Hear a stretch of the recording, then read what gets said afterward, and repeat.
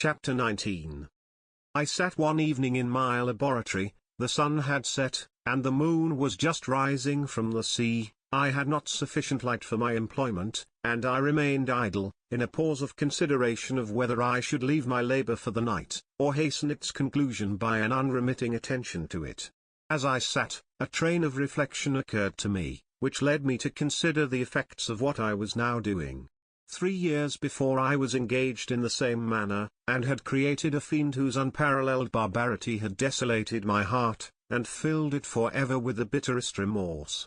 I was now about to form another being, of whose dispositions I was alike ignorant. She might become 10,000 times more malignant than her mate, and delight, for its own sake, in murder and wretchedness.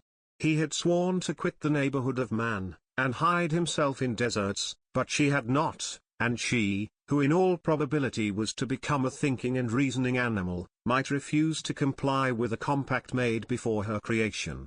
They might even hate each other. The creature who already lived loathed his own deformity, and might he not conceive a greater abhorrence for it when it came before his eyes in the female form?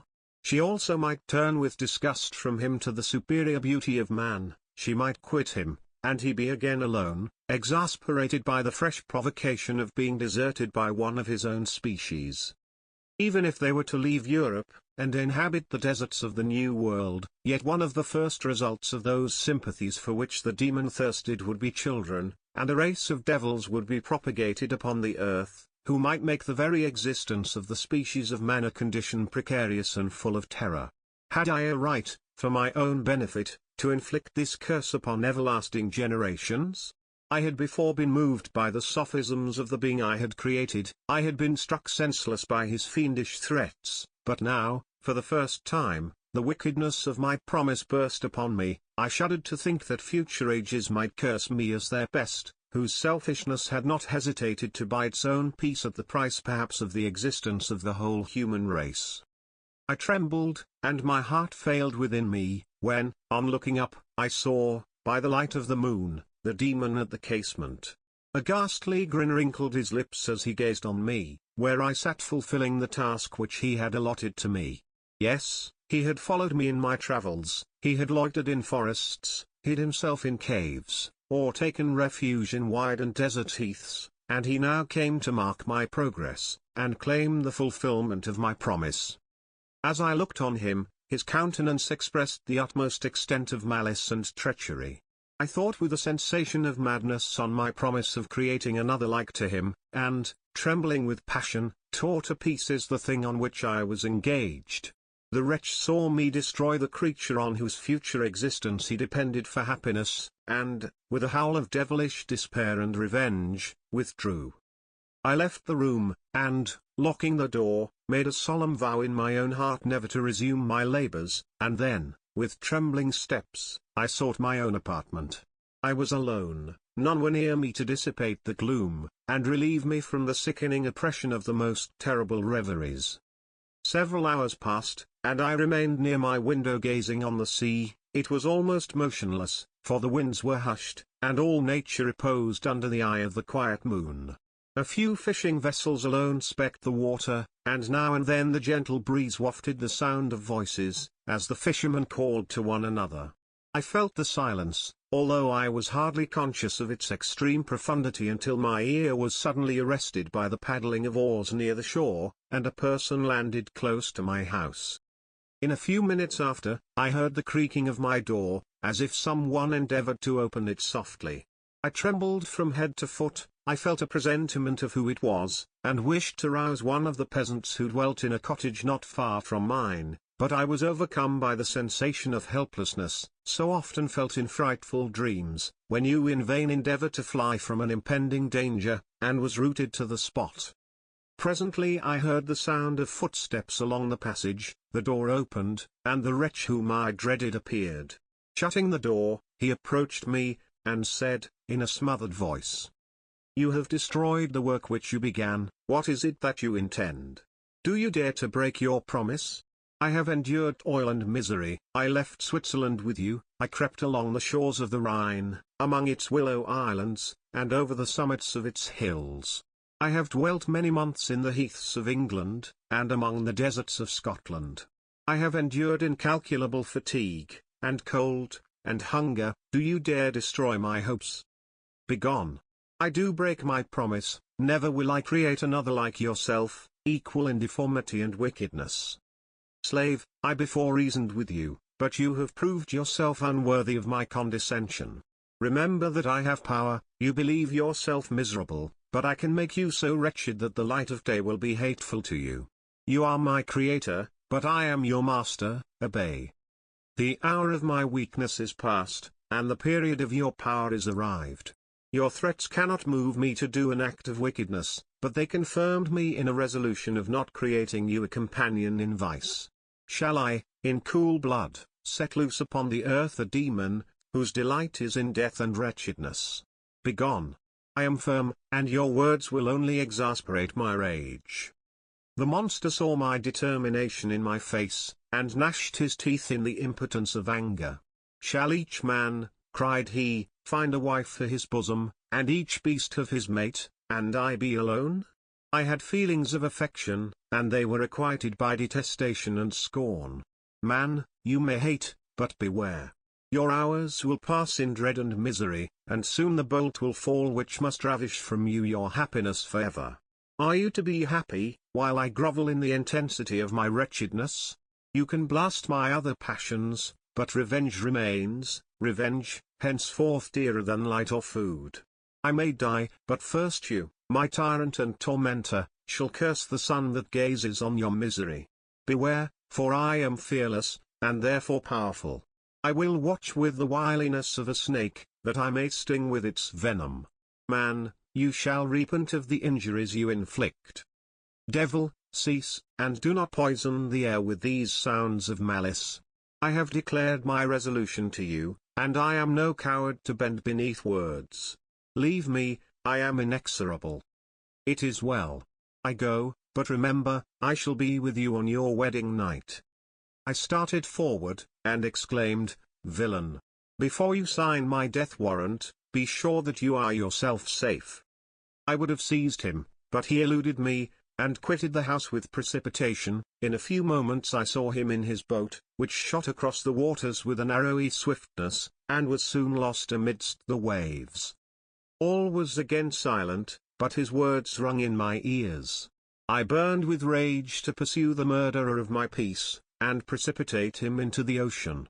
I walked up and down my room hastily and perturbed, while my imagination conjured up 1,000 images to torment and sting me. Why had I not followed him, and closed with him in mortal strife? But I had suffered him to depart, and he had directed his course towards the mainland. I shuddered to think who might be the next victim sacrificed to his insatiate revenge. And then I thought again of his words, I will be with you on your wedding night. That then was the period fixed for the fulfillment of my destiny. In that hour I should die, and at once satisfy and extinguish his malice. The prospect did not move me to fear, yet when I thought of my beloved Elizabeth, of her tears and endless sorrow, when she should find her lover so barbarously snatched from her, tears, the first I had shed for many months, streamed from my eyes, and I resolved not to fall before my enemy without a bitter struggle. The night passed away, and the sun rose from the ocean. My feelings became calmer, if it may be called calmness, when the violence of rage sinks into the depths of despair. I left the house, the horrid scene of the last night's contention, and walked on the beach of the sea, which I almost regarded as an insuperable barrier between me and my fellow creatures. Nay, a wish that such should prove the fact stole across me. I desired that I might pass my life on that barren rock, wearily it is true, but uninterrupted by any sudden shock of misery. If I returned, it was to be sacrificed, or to see those whom I most loved die under the grasp of a demon whom I had myself created. I walked about the isle like a restless spectre, separated from all it loved, and miserable in the separation. When it became noon, and the sun rose higher, I lay down on the grass, and was overpowered by a deep sleep. I had been awake the whole of the preceding night, my nerves were agitated, and my eyes inflamed by watching and misery. The sleep into which I now sunk refreshed me, and when I awoke, I again felt as if I belonged to a race of human beings like myself, and I began to reflect upon what had passed with greater composure, yet still the words of the fiend rung in my ears like a death knell. They appeared like a dream, yet distinct and oppressive as a reality. The sun had far descended, and I still sat on the shore, satisfying my appetite, which had become ravenous, with an oat and cake, when I saw a fishing boat land close to me, and one of the men brought me a packet. It contained letters from Geneva, and one from Clerville, entreating me to join him. He said that nearly a year had elapsed since we had quitted Switzerland, and France was yet unvisited. He entreated me, therefore, to leave my solitary isle, and meet him at Perth, in a week from that time, when we might arrange the plan of our future proceedings. This letter in a degree recalled me to life, and I determined to quit my island at the expiration of 2 days. Yet, before I departed, there was a task to perform, on which I shuddered to reflect. I must pack my chemical instruments, and for that purpose I must enter the room which had been the scene of my odious work, and I must handle those utensils, the sight of which was sickening to me. The next morning, at daybreak, I summoned sufficient courage, and unlocked the door of my laboratory. The remains of the half-finished creature, whom I had destroyed, lay scattered on the floor, and I almost felt as if I had mangled the living flesh of a human being. I paused to collect myself, and then entered the chamber. With trembling hand I conveyed the instruments out of the room, but I reflected that I ought not to leave the relics of my work to excite the horror and suspicion of the peasants, and I accordingly put them into a basket, with a great quantity of stones, and laying them up, determined to throw them into the sea that very night, and in the meantime I sat upon the beach, employed in cleaning and arranging my chemical apparatus. Nothing could be more complete than the alteration that had taken place in my feelings since the night of the appearance of the demon. I had before regarded my promise with a gloomy despair, as a thing that, with whatever consequences, must be fulfilled, but I now felt as if a film had been taken from before my eyes, and that I, for the first time, saw clearly. The idea of renewing my labors did not for one instant occur to me. The threat I had heard weighed on my thoughts, but I did not reflect that a voluntary act of mine could avert it. I had resolved in my own mind, that to create another like the fiend I had first made would be an act of the basest and most atrocious selfishness, and I banished from my mind every thought that could lead to a different conclusion. Between 2 and 3 in the morning the moon rose, and I then, putting my basket aboard a little skiff, sailed out about 4 miles from the shore.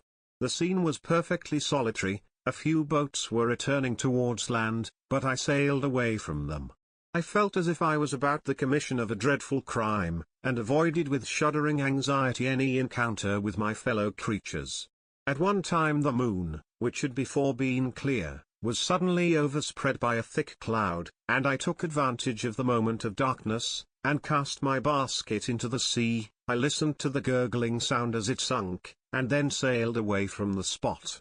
The sky became clouded, but the air was pure, although chilled by the northeast breeze that was then rising. But it refreshed me, and filled me with such agreeable sensations, that I resolved to prolong my stay on the water, and fixing the rudder in a direct position, stretched myself at the bottom of the boat. Clouds hid the moon, everything was obscure, and I heard only the sound of the boat, as its keel cut through the waves. The murmur lulled me, and in a short time I slept soundly. I do not know how long I remained in this situation, but when I awoke I found that the sun had already mounted considerably. The wind was high, and the waves continually threatened the safety of my little skiff. I found that the wind was northeast, and must have driven me far from the coast from which I had embarked. I endeavored to change my course, but quickly found that if I again made the attempt the boat would be instantly filled with water. Thus situated, my only resource was to drive before the wind. I confess that I felt a few sensations of terror. I had no compass with me, and was so little acquainted with the geography of this part of the world that the sun was of little benefit to me. I might be driven into the wide Atlantic, and feel all the tortures of starvation, or be swallowed up in the immeasurable waters that roared and buffeted around me. I had already been out many hours, and felt the torment of a burning thirst, a prelude to my other sufferings. I looked on the heavens, which were covered by clouds that flew before the wind only to be replaced by others. I looked upon the sea, it was to be my grave. "Fiend," I exclaimed, "your task is already fulfilled."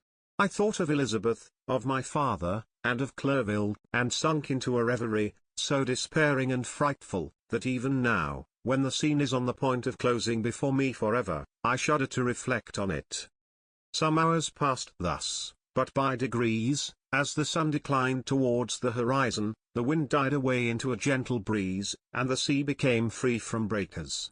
But these gave place to a heavy swell. I felt sick, and hardly able to hold the rudder, when suddenly I saw a line of high land towards the south. Almost spent, as I was, by fatigue, and the dreadful suspense I endured for several hours, this sudden certainty of life rushed like a flood of warm joy to my heart, and tears gushed from my eyes. How mutable are our feelings, and how strange is that clinging love we have of life even in the excess of misery. I constructed another sail with a part of my dress, and eagerly steered my course towards the land. It had a wild and rocky appearance, but as I approached nearer, I easily perceived the traces of cultivation.